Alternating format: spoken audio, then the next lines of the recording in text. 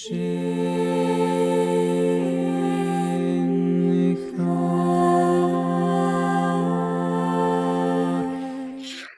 noite a todos. Vocês estão com frio? Só quem veio sem agasalho, né? Quem está agasalhado não passa frio.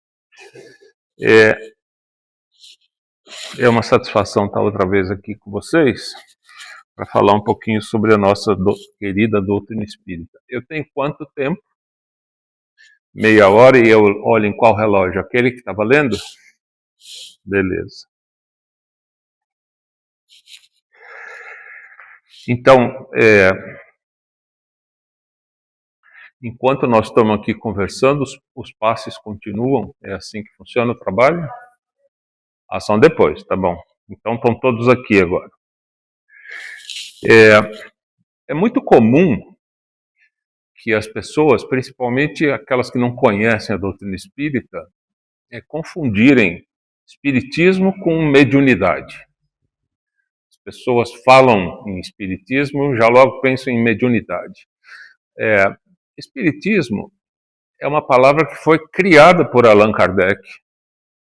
A gente costuma dizer que Kardec cunhou uma palavra para descrever esse movimento nascente que ele tratou de codificar como o representante de Jesus do lado material da vida, e há mais de 150 anos, quase 160, e o seguinte: ideias novas requerem palavras novas.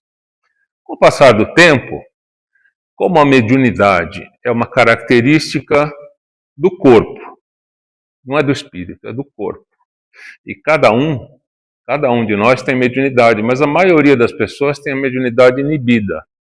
A gente é capaz de receber influenciação pelo pensamento, e isso é mediunidade.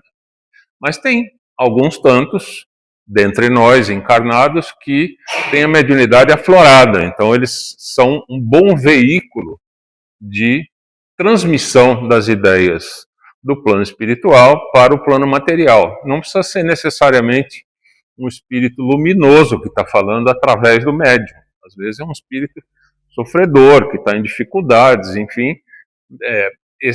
A palavra médium é justamente porque ele faz essa intermediação entre os dois planos.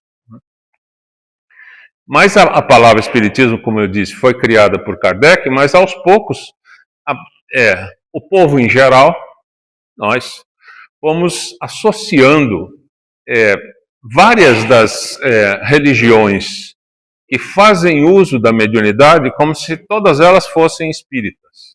Tudo é espiritismo. Não, o espiritismo é uma doutrina própria, que é a doutrina do Cristo.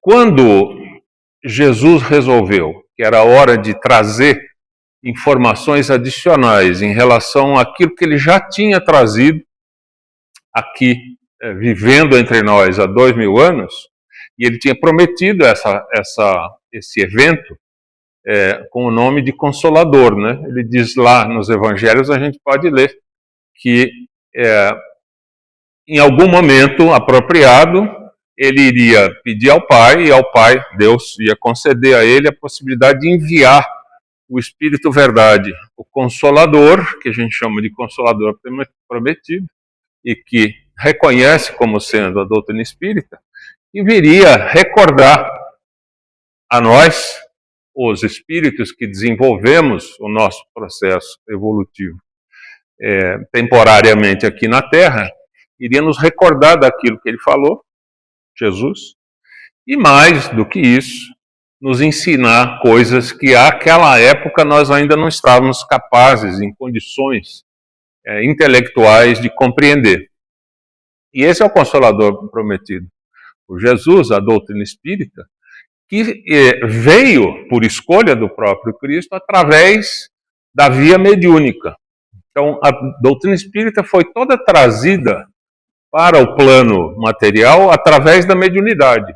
Kardec se valeu, ele era médium, mas não ostensivo, ele não fazia comunicações do espírito A, B ou C para alguém ouvir ou para escrever diretamente. Muito embora a própria codificação, a coordenação de todo esse trabalho, que se transformou através do trabalho do próprio Kardec, nas chamadas obras básicas, os livros que compõem a doutrina espírita, ele tenha utilizado da mediunidade de inspiração ao longo de décadas. Mas quem trouxe as mensagens por via mediúnica, que estão nos livros da codificação, as obras chamadas obras básicas, se fizeram uso da mediunidade, inclusive da mediunidade de meninas. Eram meninas bem jovens, 14, 15 anos, que, juntamente com seus pais, participavam de reuniões mediúnicas, coordenadas por Kardec, e ele fazia perguntas, e os espíritos respondiam, e a coisa mais fundamental que ele colocou para si mesmo, para poder julgar se uma determinada informação era verídica ou não, era não tomar ela como boa de cara, mas comparar perguntas que ele fez para espíritos diferentes e as perguntas iguais que ele fez e as respostas que foram dadas. Mas foi um trabalho enorme do Allan Kardec, que desembocou na doutrina espírita, através da mediunidade. A mediunidade não foi inventada por Kardec, ela está entre nós desde que o mundo é mundo. Se a gente olhar nos evangelhos, tem passagens em que claramente só se pode explicar ou compreendê-las através da mediunidade. Talvez a mais impactante de todas seja uma em que, no Monte Tabor, Jesus está conversando com Moisés e Elias. E quem conta isso são os evangelistas. Alguns apóstolos contaram para os outros todos, alguns que estavam lá com ele, que ele estava conversando, Jesus conversando com Moisés e Elias. Elias e Moisés tinham vivido séculos e séculos antes. Não tinha fotografia, internet, WhatsApp, seja lá o que você quiser imaginar. Como é que um espírito pode ser reconhecido, um espírito desencarnado, que já viveu há tanto tempo, pode ser reconhecido por outros que não o conheceram, pela fisionomia? Então esse é um fenômeno, claramente um fenômeno mediúnico, né, em que a gente usa como exemplo de que, como eu estava dizendo, a mediunidade não começou nos anos 1850 com a doutrina espírita. Ela é uma característica do ser humano encarnado. Mas apesar de não ter usado, de não ter inventado a mediunidade, a doutrina espírita se valeu da mediunidade para vir à luz, né, e se transformar em uma característica que a gente aprendeu a treinar.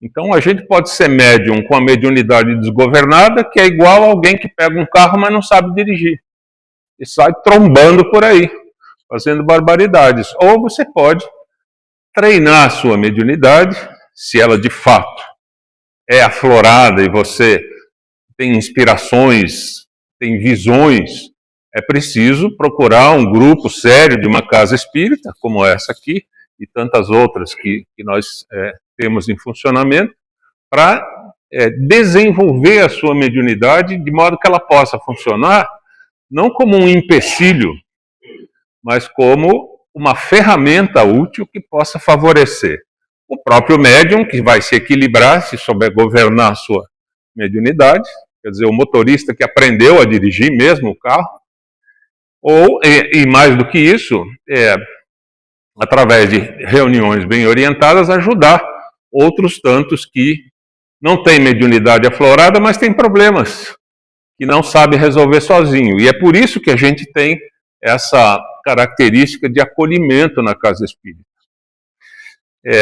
O espiritismo, então, é a doutrina do Cristo, não é confundido simplesmente com mediunidade, porque há muitos outros aspectos que a doutrina espírita nos ensina, nos oferece explicações a respeito, que são fundamentais. Por exemplo, a pluralidade dos mundos. A doutrina espírita nos apresenta essa perspectiva de que a Terra não é o único planeta habitado. Muito pelo contrário, nós somos um planeta pequenininho num certo estágio evolutivo. Nós, olhando para nós mesmos como indivíduos e como sociedade, a gente sabe que nós estamos longe de sermos uma sociedade ou um agrupamento espiritual moralizado. Nós somos, de fato, um agrupamento bastante avançado em ciência, em tecnologia. Nós somos capazes de conversar com alguém do outro lado do mundo quase que instantaneamente. Nós somos capazes de alcançar a Lua, ou mandar alguém para lá. Nós somos capazes de aumentar em décadas a vida do corpo humano, porque nós, a humanidade, aprendemos como é que funciona o corpo humano, quais são as doenças características e como evitá-las ou tratá-las uma vez que elas se implantam. Mas do ponto de vista moral, nós somos muito fracos ainda, porque essas qualidades todas não estão à disposição de todo mundo. Tem muita gente encarnada que não tem o que comer. Tem muita gente encarnada que não tem acesso à educação, à higiene, que não tem acesso às virtudes boas do mundo material que a gente já tem. Então nós precisamos fazer um esforço individual e coletivo para chegarmos a esse estágio de desenvolvimento em que o acolhimento não seja apenas dar um cobertor para quem está com frio, mas dar o ouvido para ouvir o que ele tem para dizer, ou ela tem para dizer. Mais do que isso, não é? Que a gente possa se esforçar para estender aquilo que a gente tem em excesso para aqueles que não têm nada.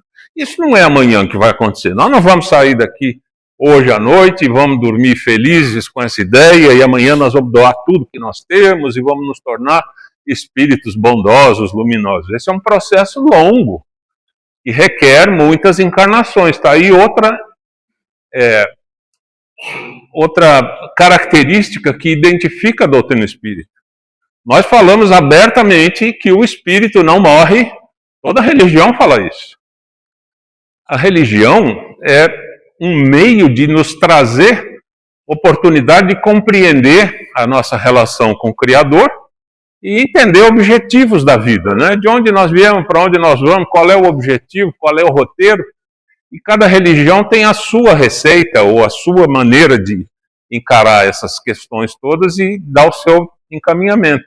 A doutrina espírita diz claramente que cada encarnação é um elo numa corrente de incontáveis elos, cada um dos quais é especialmente talhado para que a gente possa repassar as nossas falhas, ainda clamorosas, como indivíduos, e, encarando os nossos velhos problemas, tratar de resolvê-los. As nossas dificuldades, tratar de superá-las. E Deus nos dá quantas encarnações a gente precisar para fazer esse processo de crescimento espiritual por nós mesmos. Então não tem alguém que vem com uma varinha de condão e nos transforma em espíritos elevados, luminosos, com sabedoria plena instalada. Nós vamos conquistando isso a partir da mais absoluta simplicidade com que fomos criados. Então, o processo de reencarnações sucessivas é algo que distingue a doutrina espírita das outras religiões. A pluralidade dos mundos, como eu disse. E a gente, então, e a comunicabilidade dos espíritos é outra, né, que é através da mediunidade que se faz. Então, é importante que a gente sempre leve em consideração que, como espíritas, já bem estabelecidos, conscientes, convictos, ou ainda iniciantes, a gente tenha boa vontade para podermos entender a doutrina espírita, para que a gente não cometa o erro de outras religiões que nós já ajudamos a desenvolver ao longo dos milênios e que se colocam como vai quem quer. Ah, você quer dizer que é católico? Tudo bem, diga, mas vai quem quer. Se você não quiser ir na igreja, não precisa. Nós não vamos, por outro lado, cobrar dízimo nenhum e dizer para manter a casa espírita você precisa pagar tanto por mês. Mas o objetivo da doutrina espírita e das casas que mantêm a educação espírita, a fraternidade espírita, o acolhimento espírita, é, de alguma forma, oferecer condições para que os interessados em compreender a sua própria realidade de espíritos imortais, a finalidade das encarnações sucessivas, os desafios que a vida nos propõe cotidianamente e como é que eles estão relacionados intimamente com as nossas próprias necessidades de refazer caminhos, certo? É como quem tem o GPS sabe como é que tem aquela voz que diz assim: estou recalculando a rota. Você errou o caminho, era para entrar direito e você foi direto. Não tem problema, vamos recalcular. Deve ter um outro atalho, alguma outra combinação adequada para a gente chegar naquele objetivo. Então a vida vai fazendo isso conosco. Cada dorzinha do dia a dia tem essa finalidade evidente de nos chamar a atenção para o fato de que a gente está conduzindo mal algum aspecto das nossas vidas através de decisões equivocadas. Eu trouxe aqui uma lição que se chama Doutrina Espírita e que foi ditada pelo Espírito Emmanuel, mentor espiritual do Chico Xavier. Essa água é para mim, né? Vou tomar um pouquinho de água enquanto